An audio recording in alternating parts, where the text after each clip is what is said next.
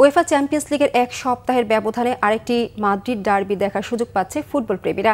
মাদ্রিদের মেট্রোপলিতানোয় শেষ 16 ফিরতি লেগ ম্যাচটি শুরু হবে বাংলাদেশ সময় রাত 2টায়। ঘরের মাঠে অ্যাটলেটিকোকে 2-1 গোলে হারিয়েছিল রিয়াল। গত 4 মার্চ সান্তিয়াগো বার্নাব্যুতে হয়েছিল দুই নগর প্রতিদ্বন্দ্বী প্রথম লেগ লড়াই।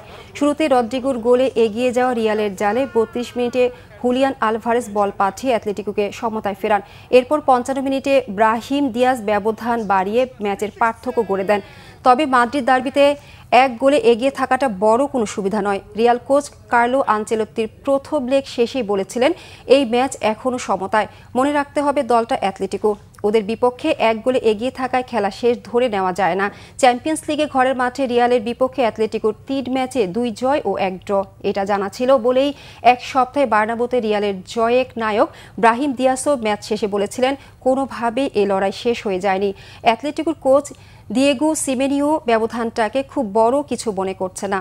ঘরের মাঠে খেলতে নামলেই মানসিকভাবে এই ব্যবধান ঘুচে যাবে। সমর্থকরা সবসময় একটা বাড়তি শক্তি দেয় দলকে, বলেছেন সিমেওনি।